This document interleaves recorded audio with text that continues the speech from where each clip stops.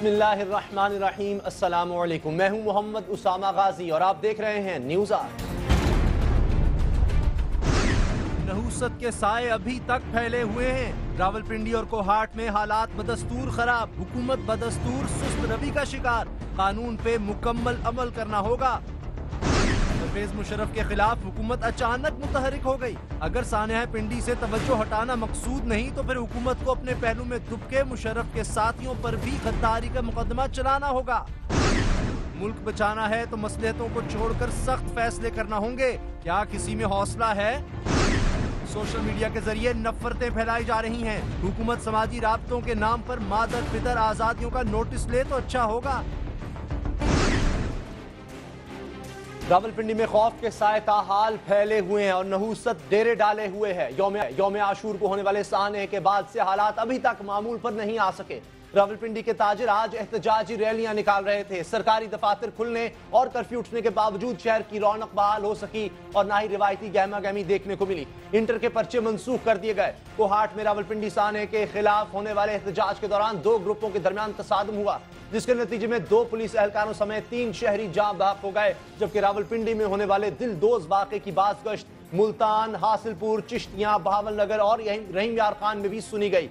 सोग 4 सू है, खौफ है और हम वहशतों के सारे बाब और अजियतों की सारी दास्तानों के पीछे कोई खुफिया हाथ ढूंढ रहे हैं और सारी साजिशों के ताने बाने आलमी ताकतों के महलों में तलाश कर रहे हैं, लेकिन किसी को अपना गिरबान झांकने की तौफीक नहीं। बहस ये नहीं कि पहल किस तरफ से हुई थी, बल्कि सवाल यह है कि कानून नाफिज करने वाले इदारे कान लपेट कर कहां गायब थे। आशूरा का दिन वैसे ही यहाँ हसासियत की हुदूद को पार कर रहा होता है और ये दिन जुम्मे को आ रहा हो तब तो यहाँ किसी को ऊँग भी नहीं आनी चाहिए थी। आखिर ये हादसा हो कैसे गया? क्या किसी वजीर, मुशीर या बड़े साहब ने पूछा है कि अज़ादारों का जुलूस नमाज जुम्मा से पहले शुरू कैसे हो गया? अजान के अलावा लाउड स्पीकर के दीगर इस्तेमाल पर पाबंदी है, लेकिन इस पर अमल नहीं हो सका। इसका जिम्मेदार कौन है? किसी को मालूम नहीं। हुकूमत को पहली फिक्र मजीद फसादात भड़कने से रोकने की थी, अच्छी बात है, मगर सवाल है कि हालात को काबू करने के लिए फौरी तौर पर इंतजामिया हरकत में क्यों नहीं आई? 2:15 बजे फसादात का आगाज हुआ और एलीट फोर्स 5 बजे मदद को पहुंची। यह मौकिफ मुतासरा मस्जिद के खतीब और इमाम का है। हम में से किसी के पास इन सवालात का जवाब नहीं है। हाँ, तावीलों की कमी यहाँ कभी नहीं रही, जैसे कि सबसे मकबूल आम तावील ये है कि यहूदो नसारा हमें आपस में लड़वा रहे हैं। मुमकिन है ऐसा ही हो, मगर क्या हम कभी किसी एक वाक़े की मुकम्मल तफ्तीश करके इस साजिशी थ्योरी को हमेशा के लिए सच या झूठ साबित करने की कोशिश करेंगे? शायद कभी नहीं।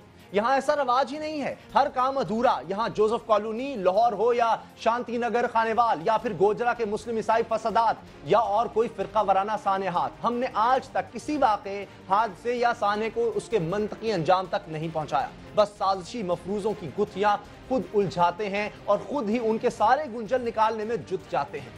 सामने पड़ी हकीकतों को सामने लाने से ना जाने क्यों हम गुरेज ही करते हैं। तमाम किस्म के फिरका वाराना तासुबात का सिर्फ एक इलाज है कि हमारी पुलिस रिश्वतस्तानी और हरामखोरी के बजाय अपना फर्ज पूरा करे और कानून पर अमल करवाए। इश्तियाल अंगेज तहरीरी मवाद को छपने ना दिया जाए और मसाजिद और इमाम बारगाहों के लाउड स्पीकर माँ सिवाय आजान के और किसी भी मोतबर से मोतबर और मुकद्दस से मुकद्दस मकसद के लिए इस्तेमाल करने की इजाजत ना दी जाए। ये किस कदर मुश्किल काम। इस काम में रुकावट पुलिस की रिवायती बदनीयती है या फिर मिंबर और मस्जिद और उलमाए किराम लाउड स्पीकर के बगैर खुद को अधूरा समझते हैं। हमारे साथ जामे बिनोरिया के मुफ्ती मोहम्मद नईम मौजूद हैं, मगर उनसे बात करने से पहले हसास समझे जाने वाले शहरों में मौजूद समा के नुमाइंदों से बात करके उनसे ताज़ा तरीन हालात जानेंगे। मगर एक अहम बयान जो आज मौलाना समीउल हक, जो जमीयत उलमा इस्लाम समीउल हक ग्रुप के सरबराह हैं, उन्होंने दिया है, वो जरा देखिए। कोशिश की गई है पाकिस्तान की दिफा सालिमियत, उसमें ऐसे शगाफ डाले जाएं तो फिर कभी न पूरा हो सके।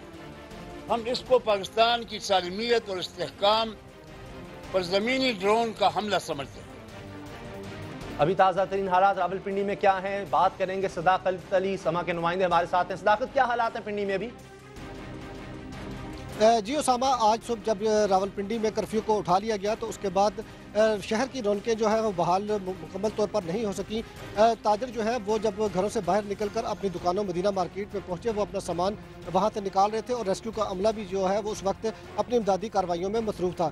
तो ताजरों ने अपना एहतजाज शुरू कर दिया। इसी तरह दीगर जो मुहलिका इलाके हैं वहाँ से भी कुछ लोगों ने एहतजाज करते हुए वो मरी रोड पर और दीगर इलाकों में गए, वहाँ पर उन्होंने टायर वगैरह जलाए, जिसके बाद जो है रावलपिंडी इंतज़ामिया ने 144 के तहत जो है आर्मी को दोबारा जो है और रेंजर्स को जो है मुतासरा इलाकों में भेज दिया और इसके साथ जो है पुलिस को भी भारी नफरी के साथ भिजवा दिया गया। पुलिस जो है वो मुकम्मल जो है इस वक्त इंतजामी अमूर पुलिस संभाल रही है, जबकि रेंजर और फ़ौज जो है वो उसकी मावनत के लिए यहाँ पर शहर के अंदर मौजूद है।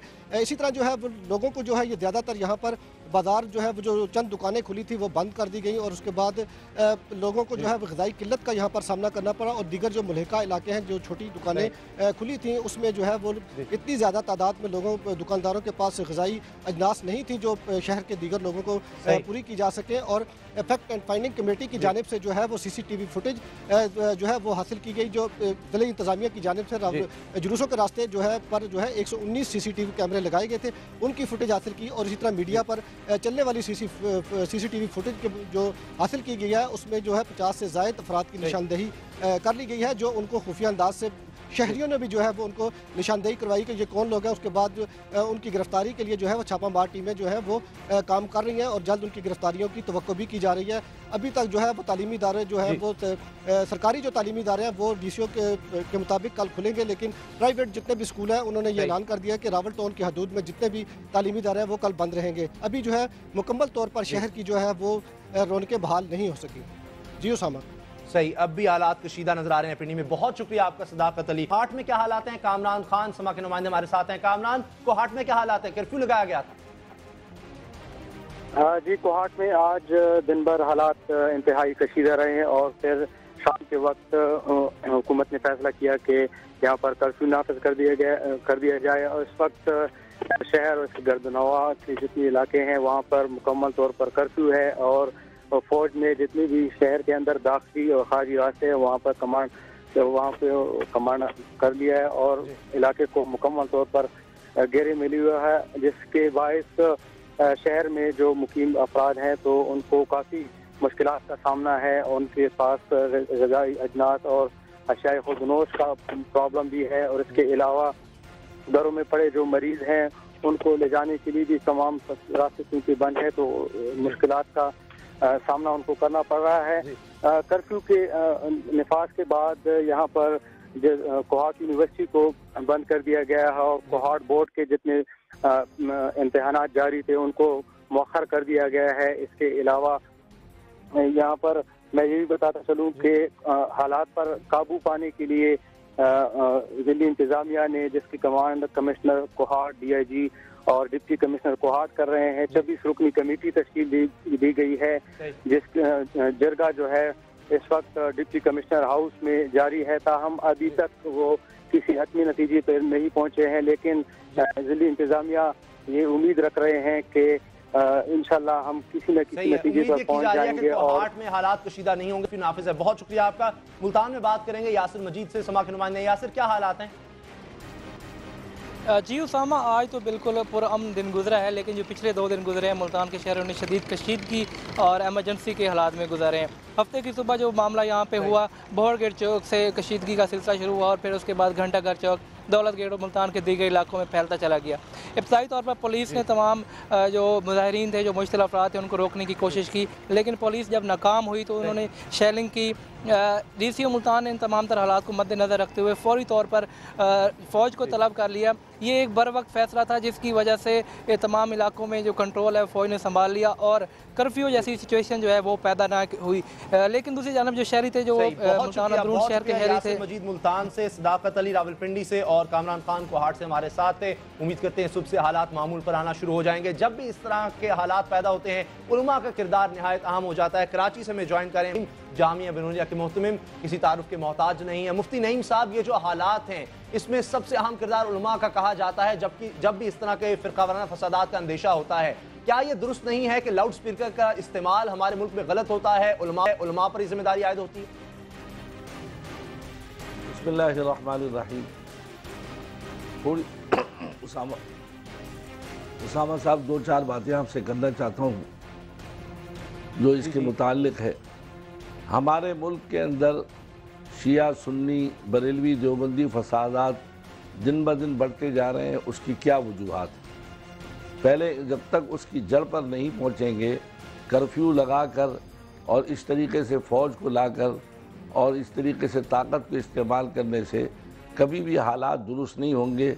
आर्जी तौर पर तो दब जाएंगे, लेकिन उसके बाद जब ये लावा फटेगा जो किसी के कंट्रोल में नहीं आएगा।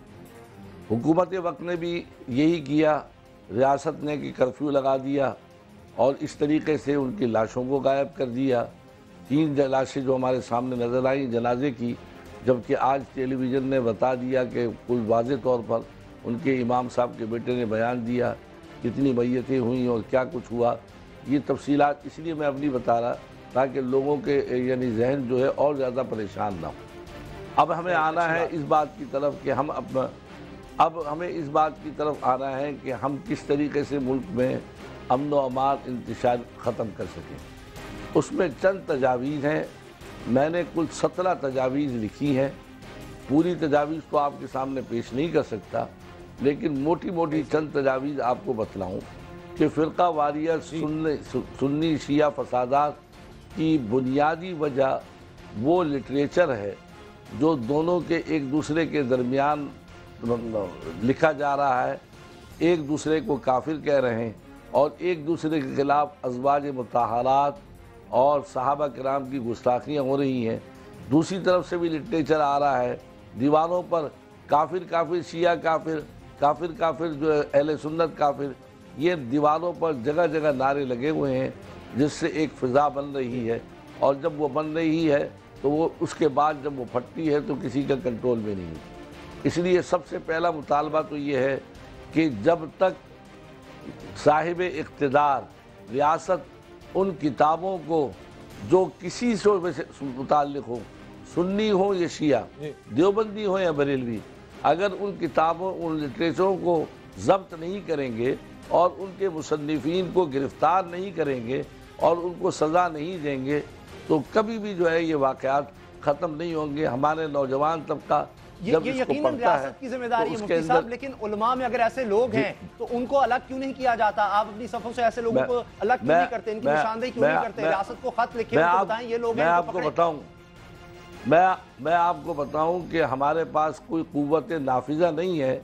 मैं आपको हज़ारों किताबें इस वक्त बता सकता हूँ कराची और लाहौर में जो दोनों जानिब से और देवबंदी और बरेलवी और सुन्नी और शियों की जानिब से ऐसी शाये हुई। अगर आप उन किताबों को पढ़ लेंगे तो सुन्नी अलग भड़केगा, शिया अलग भड़केगा, देवबंदी अलग भड़केगा, बरेलवी अलग भड़केगा और आपको मीडिया जो है वो बाज़ मरतबा शिया और सुन्नी को बिठाकर जैसे दो मुर्गों को लड़ाते हैं इस तरह लड़ाने की भी कोशिश करता है और वो चाहते हैं कि हमारी किसी तरीके से लोग देखने वाले बढ़ जाएं और इसके लिए जो है वो इस तरीके से बाज़ मरतबा मामलात करते हैं।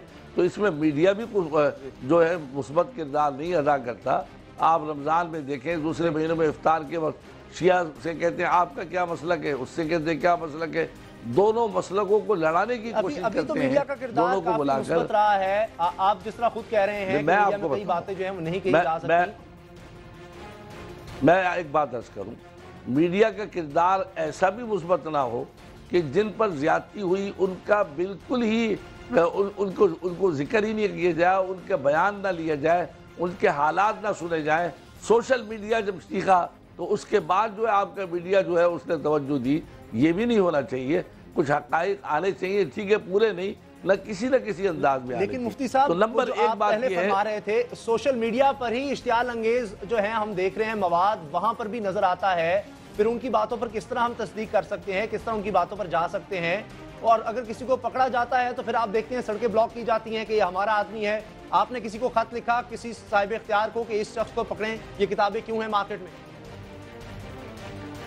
जी, मैंने तो कई मरतबा ये बात तजावीज़ दी है कि सबसे पहले इस लिटरेचर को ज़ब्त किया जाए। दूसरी बात ये कि उलमा या ज़ाकिरीन कम अज़ कम ऐसे लोग लाए जाएं जो सनद याफ्ता हों, जो इल्मी लोग हों। हमारे यहाँ जितने ज़्यादा लोग हैं जो जाली कहलाते हैं, आपको मैंने बताया अगर एक डॉक्टर जो है वो क्लिनिक खोल ले और वो डॉक्टर ना हो तो उसके लिए हमारे मुल्क में सज़ा है। एक मौलवी साहब मिंबर पर बैठते हैं, आपने कभी नोट किया कि वाक़तन वो साहिब इल्म भी हैं, उनके पास सनद भी है या वो किसी इदारे से फारिग भी हैं? हर आदमी जो है वो मिंबर पर बैठकर जो चाहता है बोल देता है। तो एक तो ये पाबंदी लगाई जाए मुस्तनद उलमा और जाकिरीन आकर बयान करें। नंबर 3, ये बताइए तीसरी मुफ्ती बात साहब, ये है इस तरह आप फरमा रहे हैं कि लिटरेचर इश्तियाल अंगेज लिटरेचर जो है ये नहीं होना चाहिए, अच्छी बात, इस पर पाबंदी होनी चाहिए, और मेरा ख्याल है उस पर अमल नहीं हो रहा। क्या तमाम किस्म के, चाहे किसी भी फिरके से ताल्लुक रखते हो, हर किस्म के जुलूसों पर भी पाबंदी अगर लगाई जाए तो आप उसका साथ देंगे? एक मिनट, मैं इस पर भी आ रहा हूँ। देखें, बात यह है, एक ज़माने में जब जुलूस निकलता था, मुझे याद है कि बचपन में हम भी चले जाते थे देखने के लिए, चलो मातम हो रहा है, वहाँ जा रहे हैं, हालांकि सुन, लेकिन अब सूरत हाल ये हो गई है कि जो जुलूस में जाने वाले हैं उनकी जान को भी खतरा है। वो भी डर डर के जाते हैं कि कहीं पता नहीं हम जुलूस तो जा तो रहे हैं, महफूज भी आएंगे नहीं आएंगे। और इसी तरह जिन मार्केटों बाज़ारों से ये जुलूस गुजरते हैं, वो मार्केटें, पहले बोल्टन मार्केट का वाक़या है और उससे पहले कितने वाक़यात हैं। तो मैं समझता हूँ इनमें जो मुस्बत उलमा है और जो समझदार उलमा है, वो समझ रहे हैं कि मैं ये नहीं कह रहा कि मैं सुन्नी होने की है, मैं कहता हूँ सुन्नियों का जुलूस हो, शियों का जुलूस हो, उनको इतना आम ना किया जाए कि हर गली हर बाजार से निकल रहा है। अगर उनको महदूद कर दिया जाए और उनको एक रास्ता दे दिया जाए कि भाई आप यहाँ से यहाँ तक निकालें, या एक मैदान दे दिया जाए। अब आप देखिए कि कराची के अंदर तो मैं रहता हूँ, यहाँ पर कंटेनर लगाकर 3 दिन पूरा कराची बंद कर दिया गया। मरीज हज़ारों की तादाद में, मेरी इतला के मुताबिक जो है वो हॉस्पिटल नहीं जा सके। जाहिर बात है वो मरीज सारे सुन्नी तो नहीं होंगे, शिया भी हो सकते हैं, सुन्नी भी हो सकते हैं। इसलिए मैं समझता हूँ, फिर दूसरी बात ये है, जब जुलूस चलता है तो कोई भी एक आदमी पटाखा फोड़ दे तो आपस में लड़ाई शुरू हो जाती है। इन हालात में फिर मगरिब बाहर की ताकतें भी ये चाहती हैं कि हमारे पाकिस्तान के अंदर किसी तरह भी अमन व अमान ना हो। तो अब इन तमाम हालात को देखते हुए उलमा को चाहिए कि वो बैठें और जुलूस को महदूद करें और अब उसको मुतय्यन करें, या ऐसे रास्तों पर निकालें जो बाजार और मार्केट से दूर हो, ताकि ये फसादात ख़त्म हो। आप 1 लाख पुलिस लगा दें और खुदा न खास्ता कहीं से एक पटाखा हुआ तो तमाम इंतजामिया जो है वो बेकार हो जाएगी और फिर लड़ाई शुरू हो जाएगी। चौथी बात बहुत शुक्रिया, बहुत कि हमारे यहाँ साहब मजहबी स्कॉलर हमें बिनोरिया का मोहतरम, आपने हमें वक्त दिया, बहुत शुक्रिया आपका। देखते हैं उलमा मुत्तफिक होते हैं किसी ऐसे लाहेमल पर या नहीं, और ख़ास तौर पर जो इश्तियाल अंगेज लिटरेचर है, यकीनन उस पर अगर पाबंदी है तो उसके पीछे जो लोग हैं उन्हें गिरफ्तार करना चाहिए। ये रियासत का काम है, हुकूमत का काम है। क्यों सोए हुई है हुकूमत, क्यों नहीं उन लोगों को पकड़ती? न्यूज़ आवर में मिलेंगे ब्रेक के बाद। परवेज मुशर्रफ के खिलाफ हुकूमत अचानक मुतहरिक हो गई। अगर सानिया पिंडी से तवज्जो हटाना मकसूद नहीं तो फिर हुकूमत को अपने पहलू में दुबके मुशर्रफ के साथियों पर भी गद्दारी का मुकदमा चलाना होगा।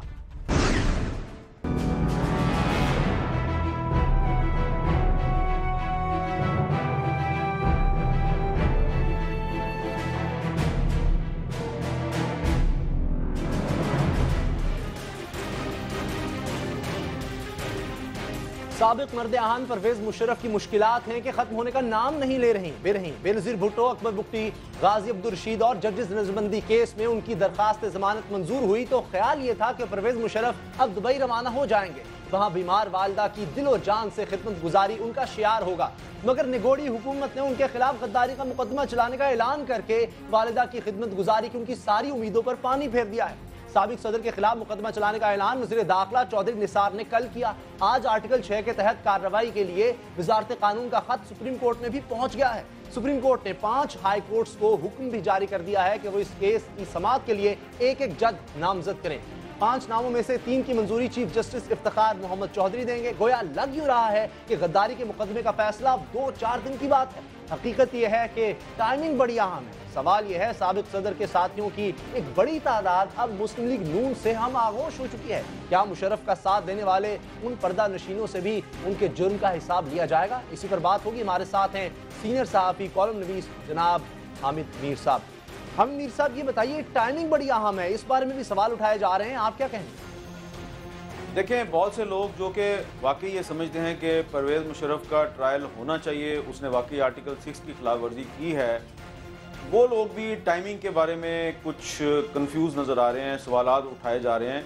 क्योंकि सानिया रावलपिंडी के बाद जो निसार अली खान साहब बजाय कि मीडिया को ब्रीफ करते सानिया रावलपिंडी के बारे में, उन्होंने परवेज़ मुशर्रफ के खिलाफ आर्टिकल 6 का मुकदमा चलाने का ऐलान कर दिया। हुकूमती इज़राए जो हैं वो ये कह रहे हैं कि क्योंकि परवेज़ मुशर्रफ की दरख्वास्त ज़मानत की समाअत होने वाली थी सिंध हाई कोर्ट में, तो इसलिए संडे के दिन वज़ीर दाखिला ने ये प्रेस कॉन्फ्रेंस के ज़रिए उन पर मुकदमा चलाने का ऐलान किया। लेकिन यकीनन जो टाइमिंग है उसके हवाले से बहुत से सवालात मौजूद हैं और अभी तक हुकूमत उन सवालात का कोई तसल्ली बख्श जवाब देने में कामयाब नहीं हुई। परवेज मुशर्रफ साहब कह रहे हैं कि ये सब कुछ इसलिए किया जा रहा है ताकि अवाम की तवज्जो सानिया रावलपिंडी से हटाई जा सके। देखे ना, उनको जो हुकूमत की टाइमिंग है उसकी वजह से परवेज़ मुशर्रफ साहब के पास एक जवाब तो आ गया ना, और वो ये कहने में हक बजानिब नज़र आ रहे हैं कि हुकूमत ने सानिया रावलपिंडी से तवज्जो हटाने के लिए उनके खिलाफ मुकदमा चलाने का ऐलान किया है। तो चौधरी निसार अली खान साहब को चाहिए कि वो परवेज़ मुशर्रफ के इस इल्ज़ाम का जवाब दें। सुप्रीम कोर्ट ने अपने फैसले में सिर्फ परवेज मुशर्रफ को जिम्मेदार करार दिया। आप क्या समझते हैं, सिर्फ परवेज मुशर्रफ हैं या और लोग भी इमरजेंसी लगाने में उनके मुआविन रहे, जिम्मेदार हैं वो भी? देखे ना, जो 31 जुलाई 2009 का फैसला है उसमें परवेज मुशर्रफ के बारे में कहा गया कि जी वो रिस्पॉन्सिबल है, लेकिन जो उनका जो प्रोक्लेमेशन ऑफ इमरजेंसी का जो ऑर्डर है, अगर आप उसको गौर से पढ़ें, और फिर जो उन्होंने 3 नवंबर 2007 को तकरीर की थी, तो उस प्रोक्लेमेशन ऑर्डर में भी और अपनी तकरीर में भी उन्होंने बड़ी वजाहत से कहा है कि इस सिलसिले में उन्होंने वज़ीर आज़म से भी बात की, vice chief of the army staff से भी मशवरा किया, गवर्नर्स के साथ भी मशवरा किया, चीफ मिनिस्टर्स के साथ भी मशवरा किया, कोर कमांडर्स के साथ भी उन्होंने मशवरा किया। तो ये तो एक कॉमन सेंस की बात है कि इतना बड़ा काम परवेज़ मुशर्रफ ने किया तो यकीनन अकेले तो नहीं किया होगा ना। और जो उनका जो प्रोक्लेमेशन का ऑर्डर है और जो उनकी तकरीर है 3 नवंबर की, वो एक बहुत बड़ा सबूत है कि उनके साथ और भी लोग शामिल थे। अब फैसला तो अदालत को करना है कि परवेज़ मुशर्रफ अकेले थे या उनके साथ और लोग भी थे, लेकिन कॉमन सेंस तो यही कहती है कि परवेज़ मुशर्रफ ने यह काम अकेले नहीं किया। आपने कोर कमांडर्स का जिक्र किया, क्या रियासत हुकूमत इतनी मजबूत है कि वो कोर कमांडर्स के खिलाफ भी मुकदमा चला सके? देखिए, जहां तक मेरी जाती इंफॉर्मेशन है, मेरी जाती इंफॉर्मेशन के मुताबिक तो कोर कमांडर्स के साथ बात की गई थी, उनसे ये पूछा गया था कि ये सूरत हाल है, इस पर आप क्या कहते हैं। एक डिस्कशन हुई थी, लेकिन कोई फैसला नहीं किया गया था। परवेज़ मुशर्रफ ने उनको ये नहीं बताया था कि मैं कत्ल करने जा रहा हूँ। तो कोर कमांडर्स जो हैं वो ऑन बोर्ड नहीं थे। इसी तरीके से उन्होंने बाकी लोगों से भी मशवरा किया, तो इसका उनको जो परवेज़ मुशर्रफ है उनको कोई डॉक्यूमेंट्री एविडेंस पेश करनी होगी। मेरी जाती इतला के मुताबिक पाकिस्तान आर्मी के एक जो सीनियर जर्नैल हैं, उन्होंने परवेज़ मुशर्रफ को यह कहा था कि आप मार्शल या इमरजेंसी के बारे में ना सोचें। तो फिर परवेज़ मुशर्रफ ने उनकी रिटायरमेंट तक इंतजार किया। जब वो अक्टूबर 2007 में रिटायर हो गए तो उसके बाद उन्होंने ये इमरजेंसी लगाई। मैं ज़ाती तौर पे समझता हूँ कि परवेज़ मुशर्रफ का अगर आर्टिकल 6 के तहत ट्रायल होता है तो इससे पाकिस्तानी फ़ौज को कोई नुकसान नहीं होगा, बल्कि फ़ौज के इमेज में इजाफा होगा। जो फ़ौज के नाकदीन हैं वो भी फ़ौज की तारीफ करने पे मजबूर हो जाएंगे। और एक बात बड़ी ज़रूरी है कि सेनेट की भी एक इस सिलसिले में करारदाद है, एक दफ़ा नहीं 2 दफ़ा। तो इस वक्त बलोचिस्तान में जो इस वक्त बहुत ज़्यादा कशीदगी है, वहाँ के जो लोग हैं वो समझते हैं कि उनके साथ ज्यादती हो रही है। खैबर पख्तूनख्वा में, फाटा में लोग समझते हैं उनके साथ ज्यादती हो रही है, तो वो समझते हैं कि परवेज़ मुशर्रफ इसके जिम्मेदार थे। और सेनेट की करारदाद में भी इसका जिक्र है कि परवेज़ मुशर्रफ ने पाकिस्तान के हालात ख़राब किए हैं। तो बड़ी सादा सी बात है, आप परवेज़ मुशर्रफ और इस्लामी जमहूरिया पाकिस्तान दोनों में से किसी एक का इंतखाब कर लें, या तो परवेज़ मुशर्रफ को बचा लें या पाकिस्तान को बचा लें। तो अगर परवेज़ मुशर्रफ का ट्रायल करने से पाकिस्तान में कानून और आइन की बालादस्ती कायम होती है तो इससे पाकिस्तान को फायदा होगा। अगर आप परवेज़ मुशर्रफ का ट्रायल नहीं करते तो फिर इखलाकी तौर पे आप किसी ऐसे शख्स के खिलाफ कार्रवाई करने का हक नहीं रखते जिसने पाकिस्तान का आइन तोड़ा या कानून तोड़ा है, या जो कहता है कि मैं पाकिस्तान को नहीं मानता। फिर आपको उन तमाम लोगों के खिलाफ भी मुकदमात वापस लेने पड़ेंगे जो कहते हैं कि हम पाकिस्तान के आइन को नहीं मानते, हम पाकिस्तान को नहीं मानते। इसलिए मैं दोबारा कहूंगा कि एक तरफ परवेज़ मुशर्रफ है, दूसरी तरफ पाकिस्तान है, दोनों में से किसी एक चीज़ का इंतखाब कर लें आप लोग। बाकी केसेस में जमानत हो गई, इस केस में भी गद्दारी के मुकदमे भी तो हो सकता है कि अदालत की तरफ से, हुकूमत की तरफ से उन्हें क्लीन चिट मिल जाए। देखें ना, 31 जुलाई 2009 का जो फैसला है, सुप्रीम कोर्ट का फैसला है, किसी छोटी अदालत का फैसला तो नहीं है। तो उसमें वाज़े तौर पे कम अज़ कम परवेज़ मुशर्रफ को तो यूजरपर डिक्लेयर किया गया है। तो जब सुप्रीम कोर्ट ने उसको यूजरपर डिक्लेयर कर दिया है तो फिर उसके खिलाफ कार्रवाई क्यों नहीं हो रही? मैं ये तो नहीं कह रहा कि आप उसको फांसी पे लटका दें, लेकिन आर्टिकल 6 के तहत कार्रवाई करनी तो ज़रूरी है। और अगर आपने आर्टिकल 6 के तहत परवेज़ मुशर्रफ के खिलाफ कार्रवाई ना की तो फिर आने वाले वक्त में, मुस्तकबिल में आप पाकिस्तान में फौजी बगावतों का रास्ता नहीं रोक पाएंगे। जो लोग इस वक्त परवेज मुशर्रफ को बचाना चाहते हैं वो बार बार एक ही बात कहते हैं कि जी सिर्फ 2007 की जो इमरजेंसी है उस पे मुकदमा क्यों चलाया जा रहा है, 1999 का जो मिलिट्री कू था उसके खिलाफ मुकदमा क्यों नहीं चलाया जा रहा। तो इसका बड़ा सिंपल सा जवाब है कि 1999 में अदलिया ने और पार्लियामेंट ने परवेज मुशर्रफ के इकदाम को वैलिडेट कर दिया था। 2007 में ना अदलिया ने ना पार्लियामेंट ने किसी ने वैलिडेट नहीं किया, इसलिए परवेज मुशर्रफ के खिलाफ कार्रवाई ना करने का कोई जवाब नहीं है। और अगर जो स्पेशल कोर्ट जो बन रही है वो अगर सुप्रीम कोर्ट के फैसले के बावजूद अगर परवेज मुशर्रफ का ट्रायल नहीं करती और किसी भी तरीके से परवेज मुशर्रफ बच जाते हैं तो फिर मैं बार बार ये कहूँगा कि फिर पाकिस्तान को फ़ायदा नहीं, बहुत नुकसान होगा। फिर जो अलहदगी पसंद अनासर हैं, वो लोग जो पाकिस्तान को नहीं मानते, जो पाकिस्तान के दुश्मन हैं, वो आपसे ये कहेंगे कि जिस शख्स ने पाकिस्तान का आइन तोड़ा तुम उसको तो सजा दे नहीं सकते, तो हमारे खिलाफ मुकदमे क्यों कायम कर रहे हो। इसलिए मैं तो आपको भाई बार बार एक ही बात कह रहा हूँ, एक तरफ पाकिस्तान है, दूसरी तरफ परवेज मुशर्रफ है, दोनों में से किसी एक को बचा लें आप। परवेज मुशर्रफ साहब को अगर सजा दी जाती है तो आप समझते हैं तालिबान भी ठंडे पड़ जाएंगे? देखिए, तालिबान जो है वो ठंडे पड़ सकते हैं या नहीं पड़ सकते, तालिबान को ठंडा करने के लिए परवेज मुशर्रफ का ट्रायल जो है वो ज़रूरी है या नहीं ज़रूरी, मेरे ख्याल से ये जो है अहम चीज़ नहीं है। अहम चीज़ ये है कि पाकिस्तान में आइन और कालादस्ती होनी चाहिए। पाकिस्तान में हमेशा जो सियासतदान हैं उनको फांसियों पे चढ़ाया गया, सियासतदानों को जलावतन किया गया, सियासतदानों को जेलों में डाला गया। इस वक्त जो आपका प्रेसिडेंट है वो भी जेल जा चुका है, इस वक्त जो आपका प्राइम मिनिस्टर है वो भी जेल जा चुका है, इस वक्त जो आपका वज़ीर दाखिला है वो भी जेल जा चुका है। तो अगर सियासतदान जेल जा सकते हैं और सियासतदानों ने कभी आइन की दफ़ा 6 की खिलाफवर्जी नहीं की, तो एक ऐसा जर्नैल जो कि अब वर्दी में नहीं है वो उसके खिलाफ कार्रवाई क्यों नहीं हो सकती। देखिए ना, उसके खिलाफ अगर आप कार्रवाई करते भी हैं तो उसको आप इस्लामाबाद के चक शहजाद के एक बहुत बड़े फार्म हाउस में बंद कर देते हैं, जहां वो स्विमिंग पूल में बैठा गप्पे लगाता है, मज़े करता है, रंगीन शामें जो हैं उसकी गुजरती हैं। तो ये तो आइन और कानून के सामने सब बराबर ना हुए। एक सियासतदान जो है वो कानून तोड़ के जेल चला जाता है, तो एक रिटायर्ड जर्नैल कानून तोड़ के जेल क्यों नहीं जाता, उसको आप एक फार्म हाउस में बंद क्यों करते हैं? ये एक बहुत बड़ा सवाल है। मेरे से लोग सवाल करते हैं, मेरे पास इस सवाल का जवाब नहीं है। मेरे पास इस सवाल का जवाब इसलिए नहीं है कि हमारे मुल्क में मुनाफिकत है, डबल स्टैंडर्ड्स हैं। परवेज मुशर्रफ के लिए कानून कुछ और है, नवाज शरीफ और आसिफ जरदारी के लिए कानून कुछ और है। तो अगर आप चाहते हैं कि आप और मैं, हम दोनों मिलके पाकिस्तान की जंग लड़ें और पाकिस्तान के झंडे को बुलंद करें और पूरी दुनिया में पाकिस्तान का नाम बुलंद करें, तो इसके लिए ज़रूरी है कि हम पाकिस्तान में जो रिटायर्ड जर्नैल हैं और सियासतदान हैं दोनों के लिए कानून को भी बराबर करें। अगर हम परवेज मुशर्रफ के लिए और नवाज शरीफ के लिए कानून को एक नहीं बना सकते तो फिर आपकी और मेरे लिए पाकिस्तान की जंग लड़ना बड़ा मुश्किल हो जाएगा। आखिरी सवाल हामिद मीर साहब, बहुत से करीबी साथी परवेज मुशर्रफ साहब के अब नून लीग में जाके बैठ गए हैं, उनका क्या होगा? देखे ना, एक तरफ पाकिस्तान है और दूसरी तरफ काफ लीग के लोटे हैं जो अब नून लीग में भी बैठे हुए हैं, जो तरीके इंसाफ में भी बैठे हुए हैं, जो पीपल्स पार्टी में भी बैठे हुए हैं। और इसमें सिर्फ वो लोग नहीं हैं जो कि काफ लीग के लोटे बन के दूसरी पार्टियों में चले गए। परवेज मुशर्रफ की काबीना में, परवेज मुशर्रफ के साथियों में ऐसे लोग भी शामिल थे जो कि अब मीडिया में हैं, जो कि अब सिविल सोसाइटी में हैं, जो कि अब अपने आप को बड़ा मोहम्मद शरीफ करार देते हैं। तो सिर्फ सियासतदानों में लोटे नहीं हैं, मीडिया में भी काली भेड़े हैं, सिविल सोसाइटी में भी काली भेड़े हैं, ये वकला में भी काली भेड़े हैं। ये इनमें से हर वो शख्स जिसने 3 नवंबर 2007 को परवेज मुशर्रफ का साथ दिया है, इन सब का एहतसाब होना चाहिए।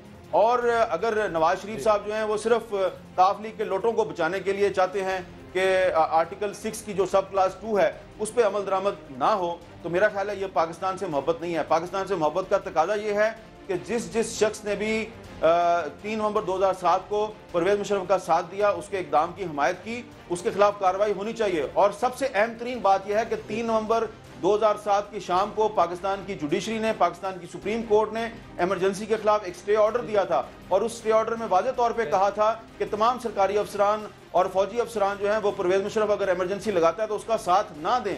तो सुप्रीम कोर्ट के वाज़ेह अहकामात के बावजूद जिस किसी ने भी परवेज मुशर्रफ की इमरजेंसी का साथ दिया उसने न सिर्फ गद्दारी का इर्तिकाब किया बल्कि उसने तौहीन अदालत भी की। तो इसलिए जो 3 नवंबर 2007 को जो सुप्रीम कोर्ट ऑफ पाकिस्तान का स्टे ऑर्डर है उसकी खिलाफवर्जी जिस किसी ने भी की है उसके खिलाफ कार्रवाई होनी चाहिए। बहुत बहुत शुक्रिया। आप सीनियर सहाफी हमारे साथ हैं। हामिद मीर साहब का कहना है कि एक तरफ परवेज मुशर्रफ हैं और एक तरफ पाकिस्तान। अब देखते हैं किसका साथ दिया जाता है। न्यूज़ आवर में मिलेंगे ब्रेक के बाद। सोशल मीडिया के जरिए नफरतें फैलाई जा रही हैं। हुकूमत समाजी राब्तों के नाम पर मादर पितर आजादियों का नोटिस ले तो अच्छा होगा।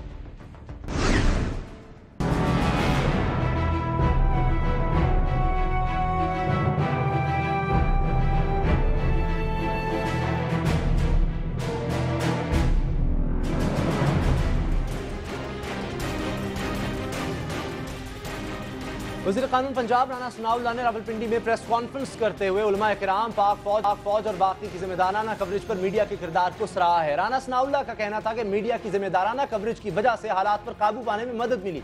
राना सनाउल्लाह का कहना बिल्कुल बजा है, मगर हुकूमत को सोशल मीडिया पर भी नजर रखना होगी, जहां जल्दी पर तेल डालकर फसादात को फिर हवा देने की कोशिश की जा रही है। सोशल मीडिया कहने को तो राब्ते का जरिया है, मगर हकीकत यह है कि इसी के जरिए नफरतें फैलाई जा रही हैं। साने रावलपिंडी के बाद फेसबुक, ट्विटर और इसी जैसी दूसरी सोशल नेटवर्किंग साइट्स और मोबाइल फोन्स पर फिरका वाराना और नफरत आमेज पैगामात का सैलाब आया हुआ है। ना समझ और ना अकबत अंदेश लोग झूठे हकायक पर मबनी मालूमात बगैर सोचे समझे धड़ाधड़ शेयर कर रहे हैं। यूं इश्तियाल अंगेजी नफरत की आग पूरे माशरे को अपनी लपेट में ले रही है। जाहिर सी बात है कि इन मालूमात की तस्दीक का कोई जरिया नहीं, कोई भी शख्स इन्हें कोई सा भी इश्तियाल अंगेज टाइटल देकर अपलोड कर सकता है। ये मवाद इतना खतरनाक है कि इसे देखकर अवाम और बिलखुसूस नौजवानों के जिस्म में इश्तियाल अंगेजी के शरारे दौड़ने लगते हैं। इसका रद्द अमल कितना खौफनाक हो सकता है, इसका कोई भी जी शऊर खुद अंदाजा कर सकता है। हम ये नहीं चाहते कि आज़ादी इज़हार पर कोई कदगन लगाई जाए, मगर हुकूमत को जागना होगा। सोशल नेटवर्किंग साइट्स पर ऐसे इश्तियाल अंगेज मवाद के सद्देबाब के लिए कोई मैकेनिज्म बनाना होगा, वरना ये रुझान हमारे माशरे को दीमक की तरह चाट जाएगा। क्या हुकूमत इस हवाले से कोई इक़दाम कर रही है, इसी हवाले से हम बात करेंगे। दानिश्वर हमारे साथ हैं, और या मकबूल जान साहब किसी तारुफ के मोहताज नहीं, सरकारी अफसर भी हैं। और या साहब, आपके मुशाहिदे में सब ये बातें क्यों नहीं इन पर पाबंदी लगाई जाती, क्यों नहीं इनका सद्देबाब किया जाता इस तरह की सोशल नेटवर्किंग साइट्स पर जो कुछ कहा जा रहा है?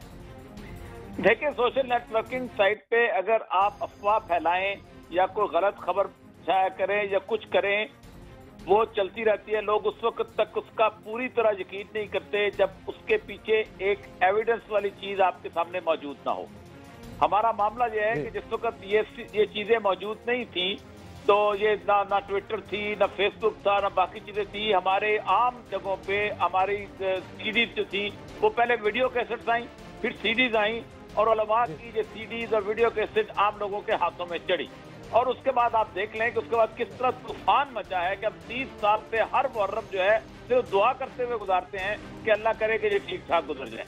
अब हालत ये है कि वो सीडीज और वो ट्विटर के ऊपर और वो जो है उसके ऊपर आ चुकी हुई है।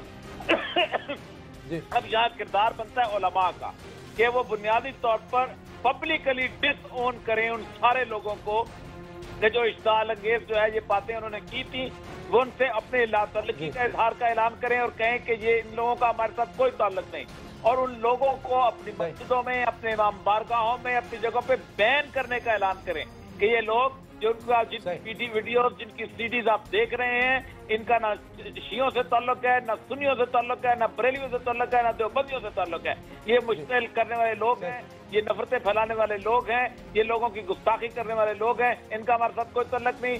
जो भी इनको अपनी इमाम, और ये सब बिल्कुल, लेकिन जो हुकूमत का किरदार है, उलमा खुद से कहाँ ये करेंगे? अगर करना होता बहुत अरसा पहले कर देते, कानून इसीलिए होता है। मैं इसी बात पर आऊंगा। राना सनाउल्लाह वज़ीर कानून पंजाब है, उन्होंने आज मीडिया से जो बात कही है वो जरा देखें।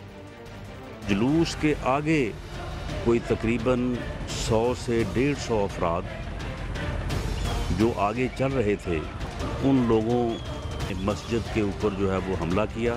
उनकी जो है वो शनाख्त जो है वो हो रही है। मस्जिद जो खाना खुदा था और उस इलाके महल्ले के लोगों के लिए इबादत की जगह थी, उसको रिहेबिलिटेट या कंस्ट्रक्ट, जो भी नुकसान की नोयत सामने आएगी उसको किया जाएगा। नुकसान के इजाले की बात हो रही है, ये भी कहा जा रहा है गिरफ्तारियां होंगी, लेकिन इतने दिन गुजर जाने के बावजूद आप नहीं समझते कि कोई गिरफ्तारी ना होना नाकामी है? 50 लोगों की फहरिस्त का बताया जा रहा है, अगर फुटेज में मौजूद हैं वो लोग, क्यों नहीं उन्हें पकड़ा जा रहा? देखिए, मसला सर ये है कि जो भी हो रहा है, अगर वो कहते हैं हमने पकड़ लिया है तो उसको फौरन पब्लिक के सामने आना चाहिए। जितना आप मीडिया पे सच बोलेंगे, जितना आप वाज़े तौर पे बताएंगे, उतना ही लोग उस पर यकीन करेंगे। और अगर आप वाज़े नहीं करेंगे, अगर आप ओपन नहीं होंगे, लोगों में अफवाहें फैलेंगी। एक और बात मैं आपको कहूँ, आज मैंने बड़ा तफसीली कॉलम लिखा है।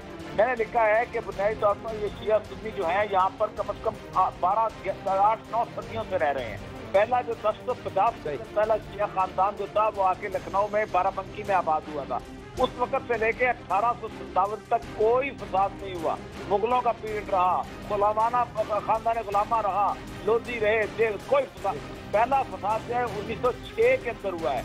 1906, 1907, 1908 में हुआ है और फिर कानून बनाए गए और फिर डिप्टी कमिश्नरों को इनके रूट बताए गए। डिप्टी कमिश्नरों ने खालसतन शरारत के साथ ऐसी जगहों के रूट बनाए हैं कि जहाँ पर इस तरह के मकाम आते थे। हमें उन अंग्रेज डिप्टी कमिश्नरों के बनाए हुए रूट्स को दोबारा देखना पड़ेगा। हमें उनको रूट्स को बदल के उनको ऐसे महफूज रास्तों के ऊपर बनाना पड़ेगा। ये कोई सफा मरवा नहीं है, ये कोई खाना काबा का तवाफ नहीं है, ये रूट्स हैं, इनको बदला जाए। सही, यानी इंतजामी तौर पर भी हमें देखना होगा, जो लोग कसूरवार हैं उन्हें गिरफ्तार भी करना होगा, सोशल मीडिया पर भी नजर रखना होगी, इश्तियाल अंगेज जो मटेरियल फैलाने वाले लोग हैं उनको गिरफ्तार करके सजाएं देना होगी, फिर इस तरह के साने हाथ जो हैं रूनुमा होने से रुक सकते हैं, वरना और कोई इलाज नहीं। बहुत शुक्रिया मकबूल जान साहब, सीनियर तज्जियाकार, कॉलम नवीस हमारे साथ थे और उन्होंने कहा है कि हुकूमत की जिम्मेदारी है, उलमा की जिम्मेदारी है कि ऐसे लोग जो इश्तियाल फैला रहे हैं उनकी निशानदेही की जाए और उनको डिसओन किया जाए। देखते हैं उलमा, हुकूमत अपना किरदार अदा करती है या नहीं। न्यूज़ आवर में मिलेंगे ब्रेक के बाद। मुल्क बचाना है तो मसलहतों को छोड़कर सख्त फैसले करना होंगे। क्या किसी में हौसला है?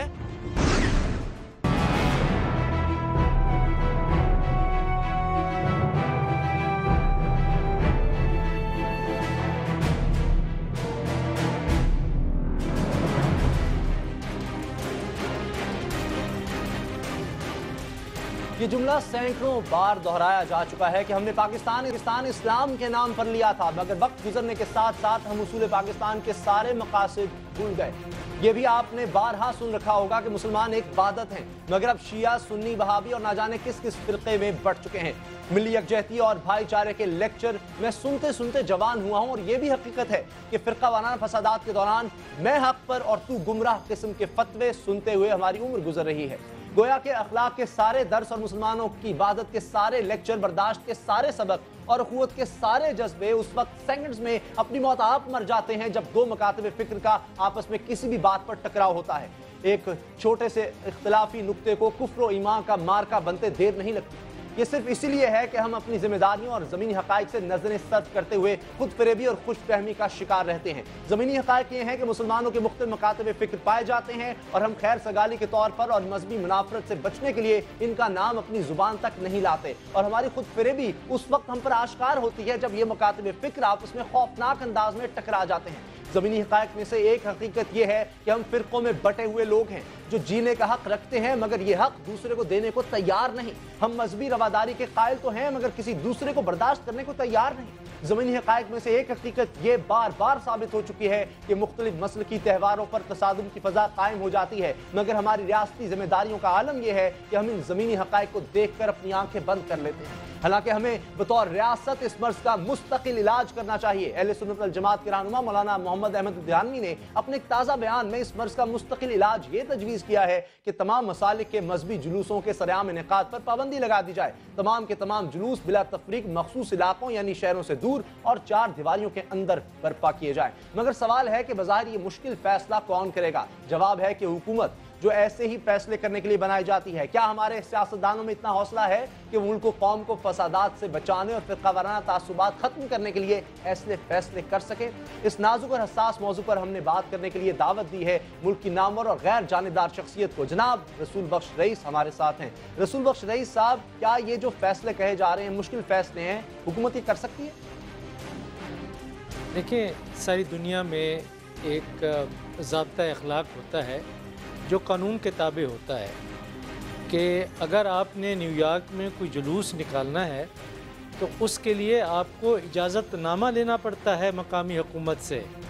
अगर वो आपको इजाज़त देंगे तो आप जुलूस निकालेंगे, अगर नहीं देंगे तो आप घर बैठेंगे। यहाँ पे तो मुल्क में एक ऐसी सूरत हाल पैदा हो गई है कि जो चाहता है जुलूस निकाल लेता है, और जब चाहता है निकाल लेता है, और जितना दिन चाहता है वो निकाले रखता है कि शहरों पर कब्ज़ा, सड़कों पर कब्ज़ा, शाहराहों पर कब्ज़ा, हर जगह के ऊपर जलसे जुलूस हो रहे हैं। तो इसके साथ ना तो जमहूरी आज़ादियाँ महफूज रह सकती हैं, ना इंसानी हकूक़ और इंसानी जानें महफूज रह सकती हैं।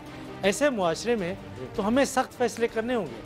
सबसे बड़ा जो सख्त फ़ैसला है वो ये है कि जो कानून की खिलाफ वर्जी करेगा, जो इस बेईमाना कत्ल गारत में मुलव्वस है, वो जितना भी बड़ा मजहबी रहनुमा क्यों ना हो, जितना बड़ी पगड़ी और टोपी क्यों ना पहनता हो, या उसका चुगा जिस रंग का भी हो, उसको कटहरे में लाया जाए। उन लोगों को कटहरे में लाया जाए जिन्होंने लोगों को मुनज़्ज़म किया, जुलूस निकाले, और उन लोगों को भी लाया जाए जिन्होंने कि इसमें शिरकत की और ये कत्ल किए। ये तो एक साना है। पाकिस्तान में तो इस किस्म के सानियात बड़े अरसे से हो रहे हैं। तो सख्त फ़ैसला यही है कि कानून की अमलदारी, कोई कानून से बालातर नहीं, और फिर ये कि मजहबी और सियासी जलसे जुलूसों को कानून का पाबंद किया जाए। कोई उज़र नहीं हो सकता कि कानून से हम मावरा हैं। अगर कोई कानून से मावरा है, कोई फ़िरका हो, कोई मज़हब हो, कोई लिसानी गिरोह हो, कोई सियासी जमात हो, तो फिर कानून की बराबरी और कानून की हुक्मरानी कहाँ गए? तो कानून की हुक्मरानी कायम करने के लिए ज़रूरी है कि हम ऐसे इक़दामात करें जो कड़वे क्यों ना हों, मुश्किल क्यों ना हों, लेकिन हमें अपने मुआशरे की बका के लिए और मासूम जानों के तहफ़्फ़ुज़ के लिए हमारी सियासी जमातों को और हमारी हुकूमत को ये फ़ैसले करने होंगे। ये बताइए रसूल बख्श रईस साहब के इतनी मोहब्बत से रहने वाले लोग सदियों से इकट्ठे रह रहे, ये फ़िरका वारियत, ये नफ़रत, ये कैसे फैल गई हम सब? देखिए, ये फ़ासला तो हमने काफ़ी लंबे अरसे में तय किया है। जब ये सब कुछ हो रहा था तो हमारे हुक्मरान फ़ौजी और सिविलियन सब ने आंखें बंद की हुई थी। लंबा फ़ासला है, लेकिन इसकी वजूहात बहुत गहरी हैं। वक्त इतना नहीं है कि मैं सबका अहाता कर सकूं। सबसे बड़ी बात जो है आपकी आबादी का फैलाव है। आपकी आबादी इतना फैल चुकी है कि एक जो तवाज़ुन है आपके कुदरती वसाइल में और आपकी आबादी में, वो रहा नहीं। हर चीज़ के लिए एक मुकाबला है, और वो मुकाबला शिद्दत अख्तियार करता जा रहा है, जहाँ पे कि मजहबी मुनाफरत भी एक हथियार बन चुकी है अपने आप को सियासी तौर पर ताकतवर करने का, और एक जुदागाना मजहबी शिनाख्त पैदा करने की ज़रूरत महसूस करते हैं कुछ तबकात, ताकि उसका सहारा लेकर अपने हकूक़ या वो मुकाबला कर सकें, अपने हकूक़ हासिल कर सकें। इसका ताल्लुक़ आबादी के फैलाव से है, हमें मानना चाहिए। दूसरा, रियासत के इदारे कमज़ोर हुए हैं। हम कानून पर अमलदारी नहीं करा सकते, हम लोगों को सज़ाएँ नहीं दिलवा सकते, हम लोगों को पकड़ नहीं सकते। कि अब इतना बड़ा सानिया हो गया है कि अभी तक कितना लोग गिरफ़्तार हुए हैं हम जानना चाहेंगे। अभी तक मालूम नहीं कि क्या वो वही लोग हैं जो गिरफ़्तार हुए हैं। अगर हुए हैं जो कि कत्ल में मुलव्वस हैं, तो ये कमज़ोर से कमज़ोर होते हम चले गए हैं। और फिर एक और बात मैं आपसे आखिरी करना चाहता हूँ इस सिलसिले में, कि अगर आपके बड़े बड़े लीडर, आपके बड़े बड़े सहाफ़ी और आपके बड़े बड़े दानिश्वर, आपके बड़े बड़े उलमा टक्कों पे बिकने के लिए तैयार हूँ, और मुआशरे की इक़दार ये हो जाए कि हर कुछ करने के लिए, सब कुछ करने के लिए हम तैयार हैं कि अगर हमें कहीं से, मुल्क के अंदर से या कहीं बाहर से कुछ पैसे मिल जाएं, तो हम, अगर जो आपकी इक़दार हैं इतना गिर जाएं, तो किराए के कातिल तो आम फिरते हैं। किराए के कातिल तो बाहर की ताकतें भी भेज रही हैं, और किराए के जो कातिल हैं, यहाँ के जो रहनुमा हैं, चाहे वो कोई लिबादा पहने, वो भी उनको इस्तेमाल कर रहे हैं। तो ये बिकने वाली बात है। ना ज़मीर रहा, ना वो इंसानी कदरें रहीं।